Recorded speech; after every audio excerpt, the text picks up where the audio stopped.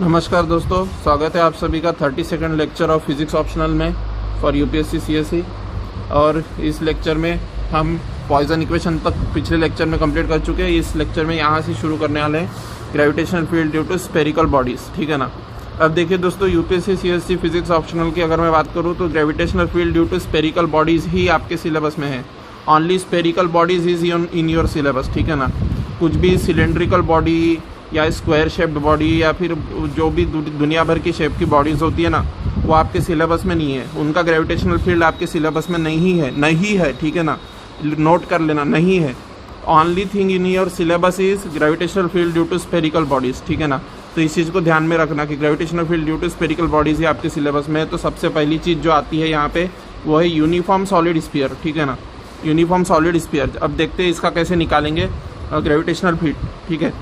देखिए दोस्तों, uniform solid sphere जो है इसके दो तरीके हैं मार्केट में मतलब दुनिया में दो तरीके हैं यूनिफॉर्म सॉलिड स्फीयर का ग्रेविटेशनल फील्ड निकालने के। पहला तरीका तो यह है कि आप इसको न्यूटन की थ्योरी से सॉल्व कीजिए।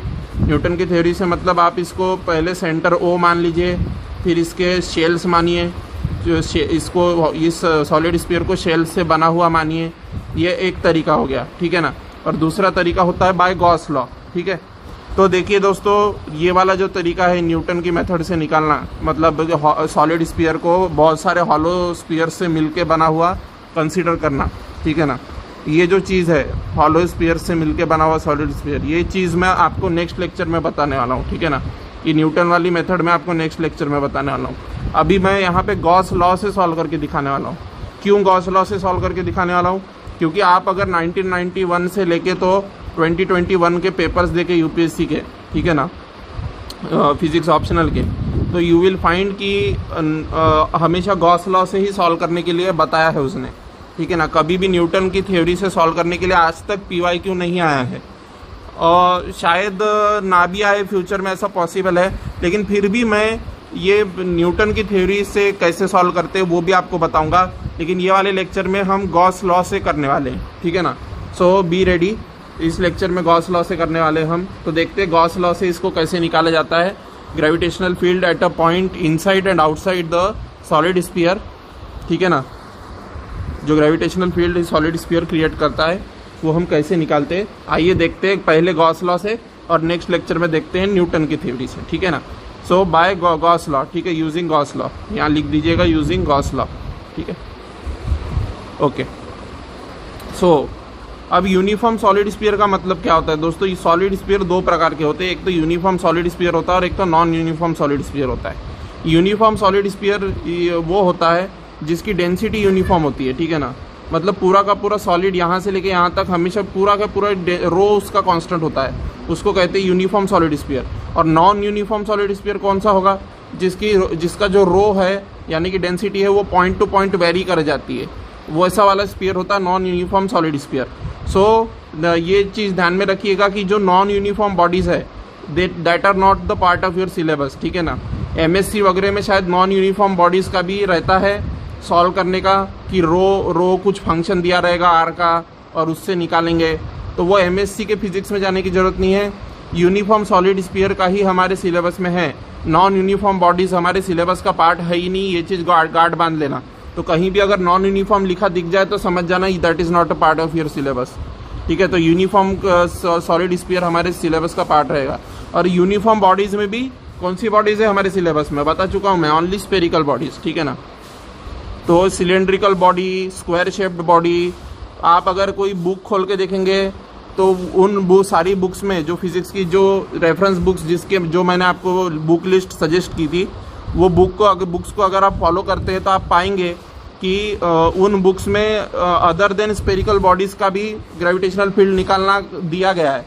लेकिन in your syllabus only spherical bodies there, so remember this thing. So uniform solid sphere स्पष्ट लिखा है आपकी यूपीएससी के सिलेबस में, ठीक है ना, कि ओनली स्फेरिकल बॉडीज। सो यूनिफॉर्म सॉलिड स्फीयर, तो इसकी डेंसिटी कांस्टेंट हो गई, मैंने बता दिया।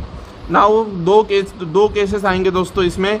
मान लीजिए ये आपका सॉलिड स्फीयर है, तो या तो जिस पॉइंट पे आपको फील्ड निकालना है ये उसका सेंटर है मान लीजिए उस सॉलिड स्फीयर का, और उसकी रेडियस मान लीजिए कैपिटल R है। तो हो सकता है कि जो आपका पॉइंट है जिस पे आपको फील्ड निकालना है वो या तो इस यूनिफॉर्म सॉलिड स्फीयर के अंदर हो सकता है या तो इस यूनिफॉर्म सॉलिड स्फीयर के बाहर हो सकता है वो पॉइंट, ठीक है ना।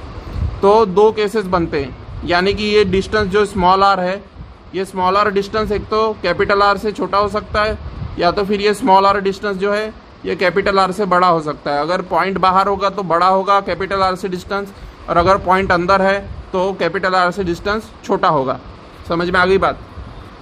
So this is also clear, ठीक है। नाउ देखिए हम क्या करेंगे इसमें।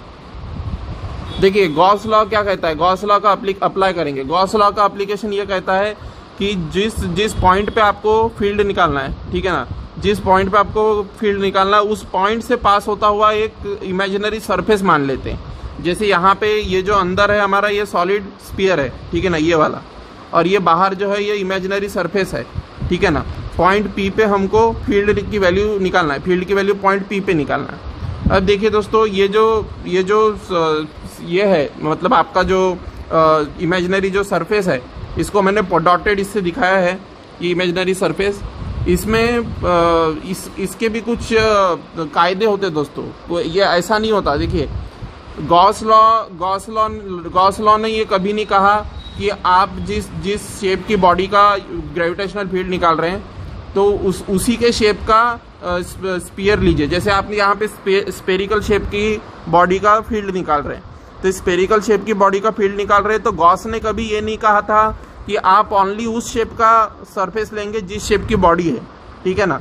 जिस शेप की बॉडी है, जैसे यहाँ स्फीयर है तो आप स्पेरिकल सरफेस ले रहे हैं, ठीक है। सिलेंडर का जब निकालते थे आप बचपन में तो सिलेंड्रिकल सरफेस कंसिडर करते थे बाहर की ओर, ठीक है ना। तो जो जिस शेप की बॉडी होती है उसी शेप का गॉसियन सरफेस लेना है, ये जरूरी नहीं है दोस्तों, ये जरूरी नहीं होता।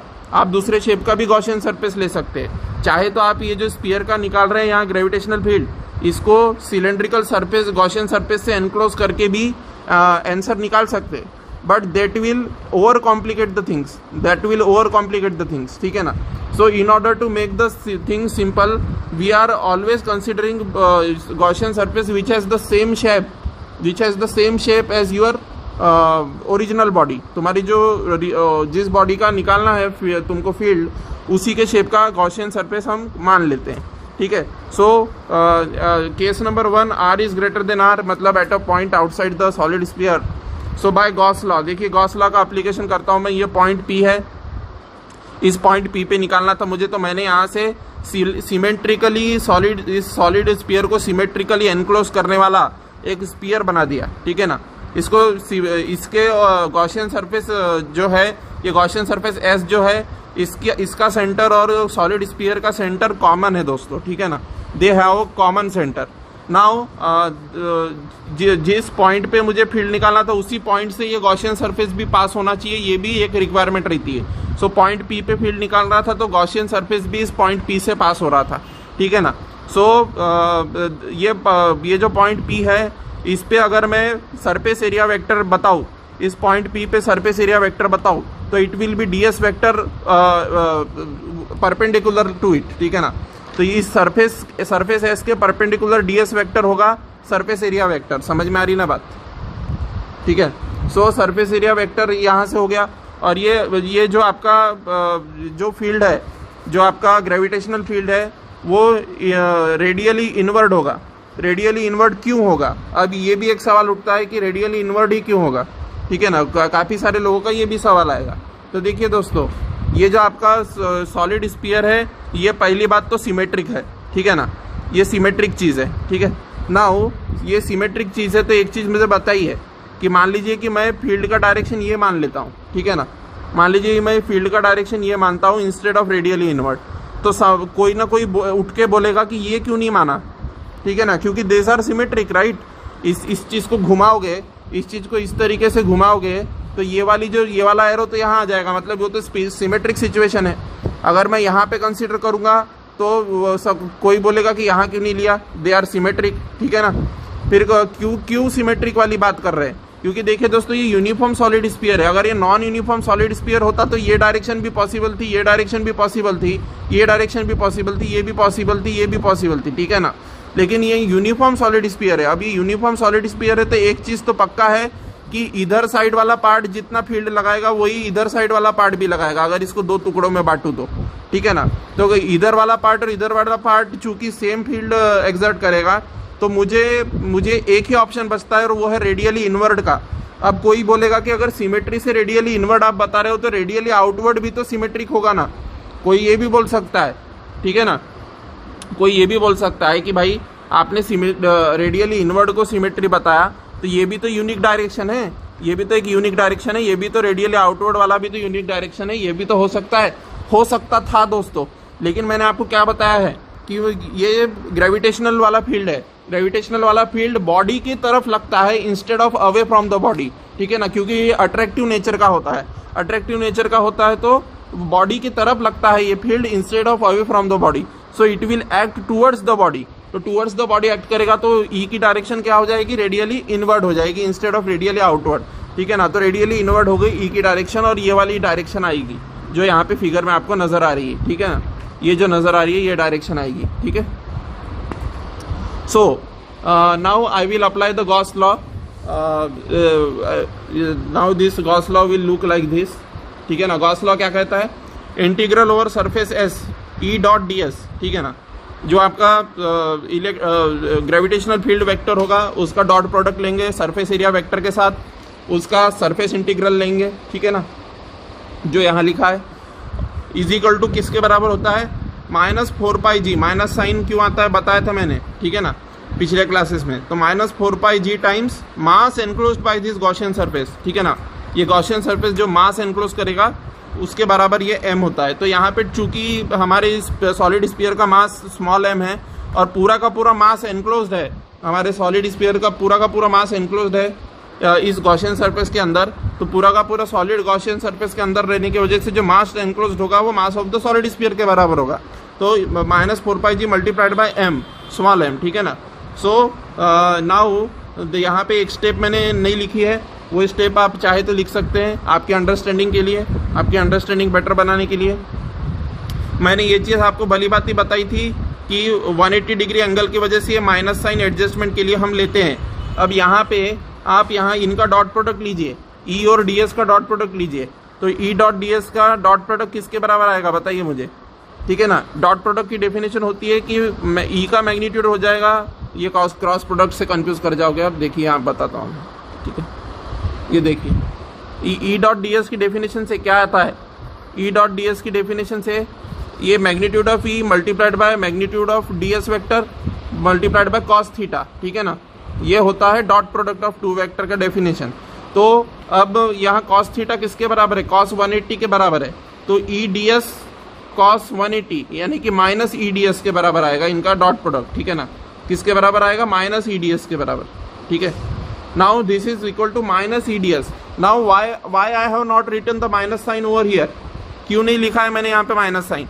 बहुत सिंपल जवाब है दोस्तों, क्योंकि यहाँ माइनस साइन मैंने इसलिए नहीं लिखा है क्योंकि मैं ऑलरेडी ऑब्ट्यूज एंगल बनता है, ठीक है ना। ग्रेविटेशनल फील्ड के केस में ई और डी एस के बीच में ऑब्ट्यूज एंगल बनता है और cos of obtuse angle is cos of obtuse angle gives negative sign, ठीक है ना, cos of obtuse angle gives negative sign. तो कॉस ऑफ ऑब्ट्यूज एंगल चूंकि निगेटिव साइन देता है इसलिए मैं निगेटिव साइन लगाता हूँ, ये मैंने पिछले क्लासेस में बताया था। तो ऑलरेडी मैंने ऑब्ट्यूज एंगल के लिए निगेटिव साइन ले लिया है। अब मैं यहाँ 180 डिग्री कॉस 180 के लिए यहाँ माइनस साइन लेके और इसको माइनस और माइनस कैंसिल करूंगा तो मेरा जो सेंस का जिस सेंस के लिए मैंने माइनस साइन लगाया था वो कचरा हो जाएगा दोस्तों। इसलिए मैं यहाँ पे minus E dot D s, चूंकि डॉट प्रोडक्ट तो minus E dot D s ही होगा, ठीक है ना, क्योंकि कॉस 180 -1 होता है, लेकिन हम माइनस साइन चूंकि ऑलरेडी कंसीडर कर चुके हैं -4πgm के रूप में, इसलिए हम माइनस साइन अब नहीं लगाएंगे, ठीक है ना, यहाँ पे लिखते समय। समझ में आ रही है ना बात, इसलिए हम वहाँ पे माइनस साइन नहीं लगा रहे हैं। सो इंटीग्रेशन छल्ला, ठीक है, छल्ला इंटीग्रेशन मतलब कि surface integral of E D S, ठीक है ना।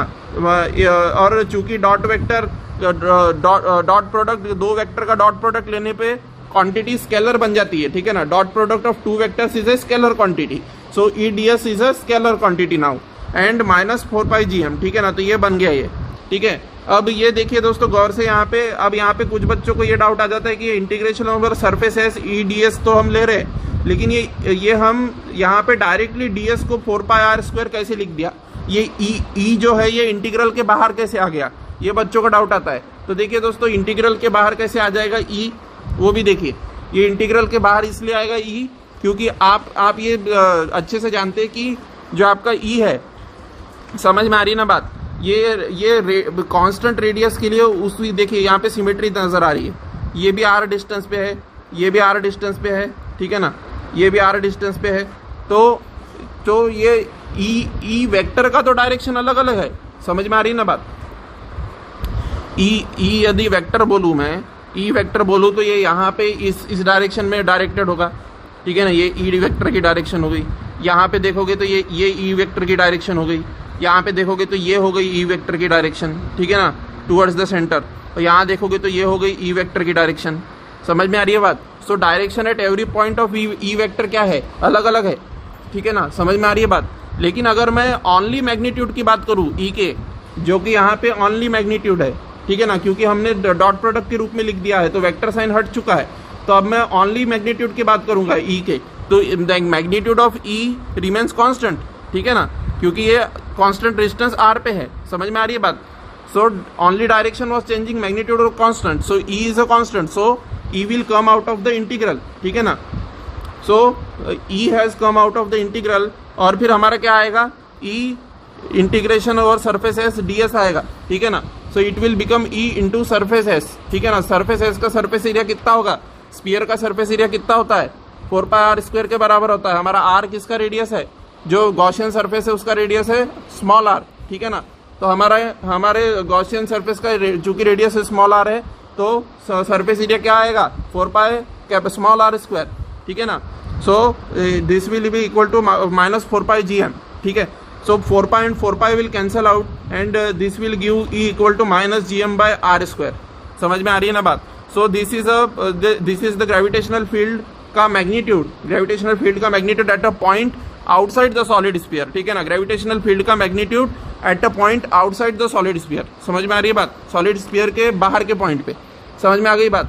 अब देखते हैं सॉलिड स्फीयर के अंदर के पॉइंट पे क्या होगा, बताइए मुझे। ये देखिए, ये सॉलिड स्फीयर है, समझ में आ रही है बात।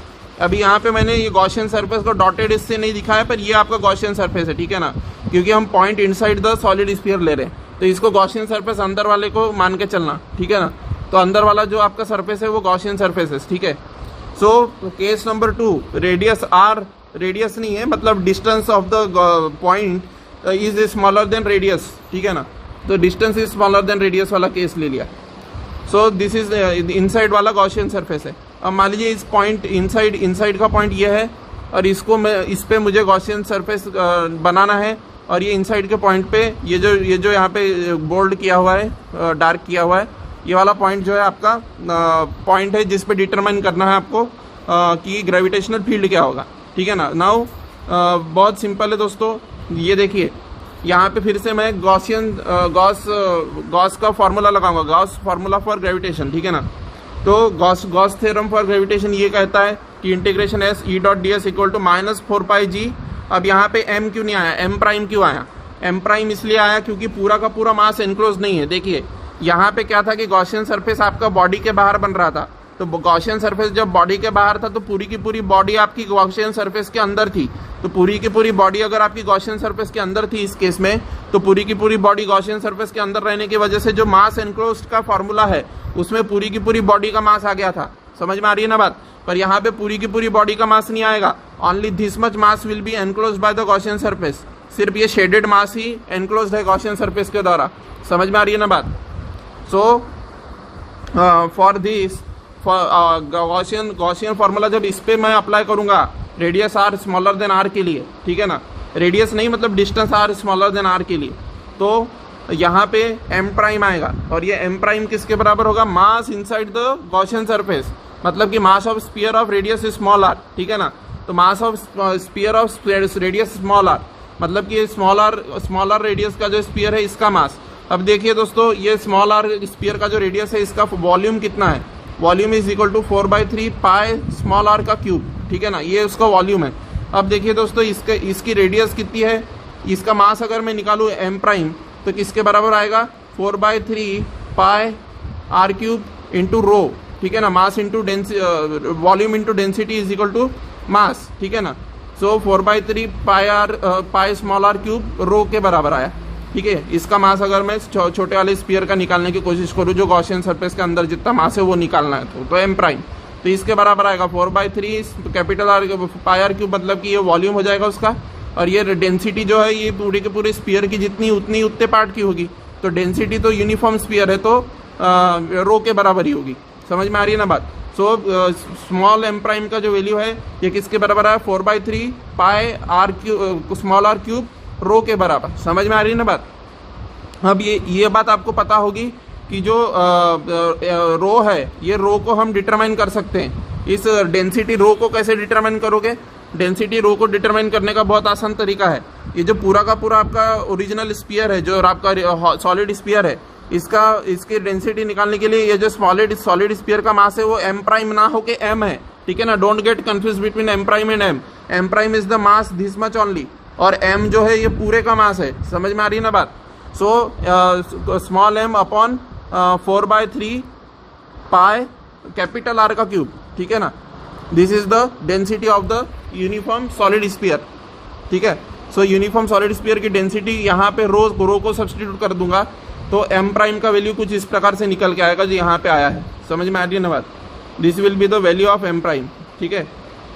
एम प्राइम का वैल्यू यहाँ पे दिया नहीं है, हालांकि ये देखिए पहले ये किया, फिर रो का वैल्यू यहाँ से निकाला, फिर रो का वैल्यू यहाँ से इसमें सब्सटीट्यूट किया, ठीक है ना। समझ में आ रही है ना बात। सो E = -4πg रो स्मॉल r/3 आया था, फिर ये रो की जगह पे ये सब्सटीट्यूट किया तो ये आ गया। समझ में आ रही है बात। So on substitution this PDF is self explanatory. आप डाउनलोड करेंगे तो समझ जाएगा। मैंने जितना भी समझाने का था मसाला सारा समझा दिया है। समझ में आ रही है ना बात। सो हमारे E का वैल्यू किसके बराबर है, -gm/r³ इंटू स्मॉल r। समझ में आ रही है ना बात। ये हमारा आ गया इसका वैल्यू। समझ में आ गई बात।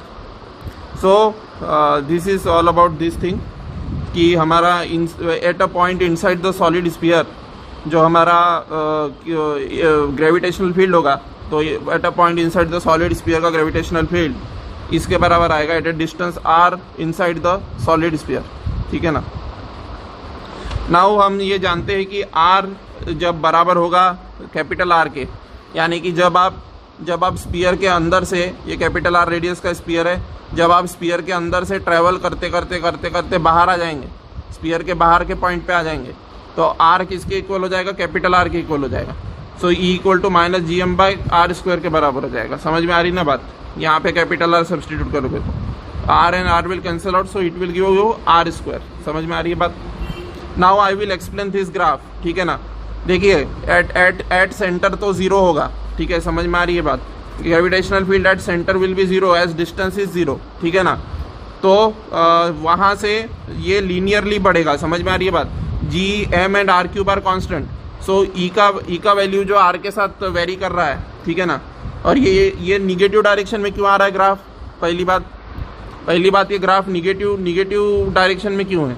निगेटिव डायरेक्शन में इसलिए ग्राफ क्योंकि ये हमेशा माइनस साइन हम लेके चल रहे हैं अट्रैक्टिव फोर्स की वजह से।